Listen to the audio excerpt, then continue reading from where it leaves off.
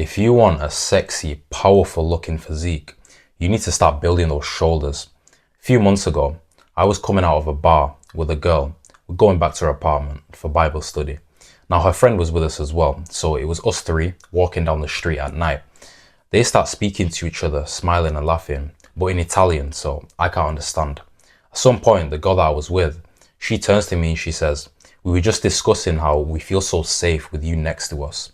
Now, of course, there's a possibility that she said that just because I'm a man and they're two women, right? But when I was skinny, no girl ever said anything like that to me. But nowadays, I have that attractive, masculine physique that makes girls feel safe and makes them attracted to me as well, more importantly. Building wide, powerful shoulders are quite important to achieving that result. So if that's something that you want, then in this video, I'm going to explain exactly how to do it. Just following evolutionary psychology will tell you that women are quite fond of men with broad shoulders. That's the type of frame that signals physical capability, protection ability. When you have broad shoulders, you're more likely to be strong, to be capable, to be able to protect. And that's what makes a woman feel safe and therefore attracted to you. You might have heard a girl say, "I like a guy with big arms." Now, most of the time, they're not even talking about what guys would consider to be the arms, like the biceps and triceps, right? They're talking about the shoulders. The shoulders are what frame the whole arm. If you've got bigger biceps and triceps and shoulders, the proportions are going to be off and it won't look that great. Now, building your shoulders is also going to improve your shoulder to waist ratio. That's a very important factor when it comes to having and building an attractive physique.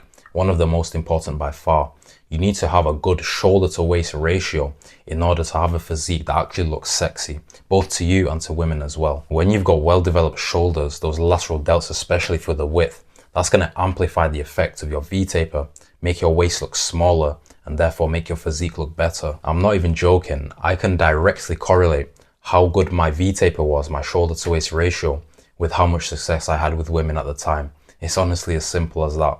Having the right proportions is going to make you look bigger, stronger, and more impressive. Now for the shoulders, there's three main sections, and all of them matter if you want to build well-rounded shoulders that look good from pretty much every angle.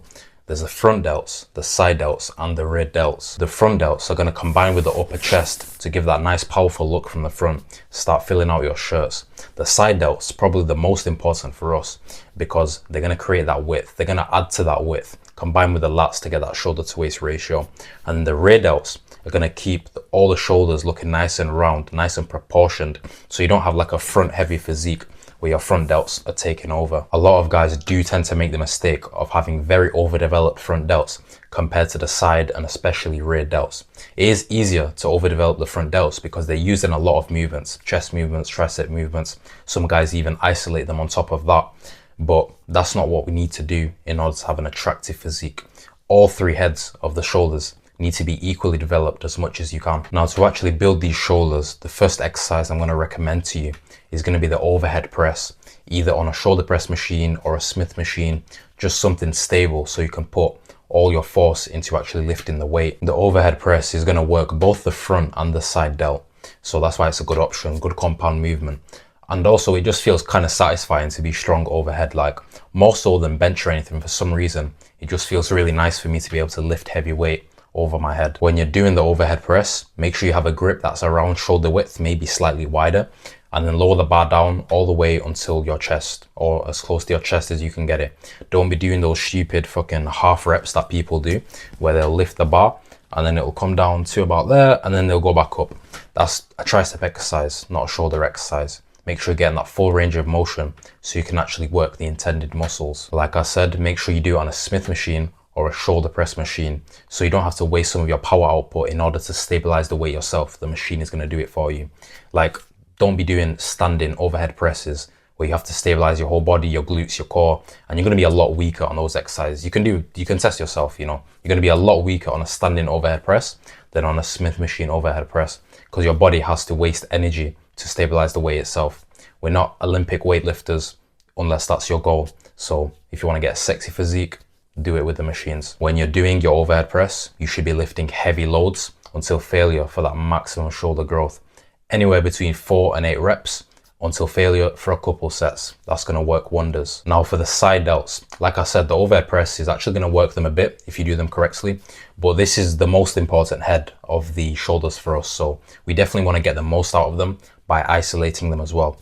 So the only way to do this really is lateral raises. The best lateral raise variations that I found personally are going to be either a single arm with a cable or both arms at the same time with a lateral raise machine. For the cable lateral raise, you'll set the cable around knee height, somewhere there, and then you can use either D-handle or you can actually use your weightlifting strap, like for your back exercises. You can use your strap, wrap it around the hook for the cable, and then you can use that to make it more secure.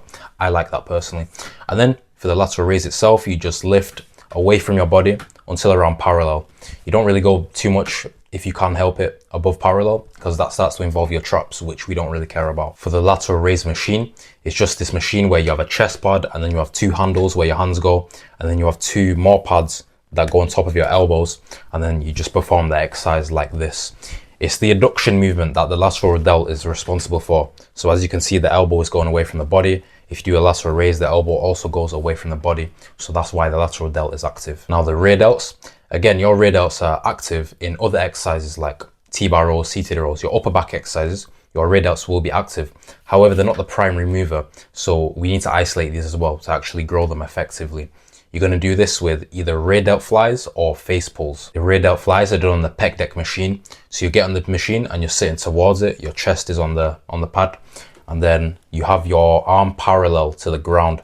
And then you don't even have to grip the handle, right? You can actually just have the handle so it's touching your wrist here. And then you'll just do this motion with your arm and your rear delt is going to be working. You can do it both arms, you can do it single arm, it's all fine. For the face pull, which is the exercise for the rear delts I prefer, to be honest, it just feels nicer for me. You'll see some people doing face pull on the cables, right? Like they'll be standing up and doing it, or they'll get on one knee and do it. Forget that, I don't like it. It's not stable. It's important for your exercises to be stable in the gym. That's going to lead to better growth because you've got more power output. Now, the best way that I've found to do the face pulls, and I've not seen anybody else do this, so if you learn it from me, right? You get on the cable seated row and you change the attachment from whatever V-grip or whatever it had, and you change it to a rope, and then you stabilize with your feet and you do this face pull like that, as if you're doing a row, but you're doing a face pull. For me, that feels really nice, really stable, so give that a try. Keep your whole body still as well. Use good form. The only thing that should be moving is your arms. No swinging back and forth like a fucking yo-yo. You're going to be using a lot less weight than if you do an upper back focus row, but that's understandable because your rear delts are a very small muscle. Once you start developing these broad shoulders, you're going to see how good clothes fit on you as well. Like when you have an attractive physique, it's not always about being naked, right? You don't always have to be shirtless to look good.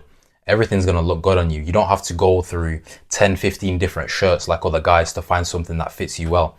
Everything's going to fit you well because it's molded to your physique. Wearing clothes hides the explicit details of your physique.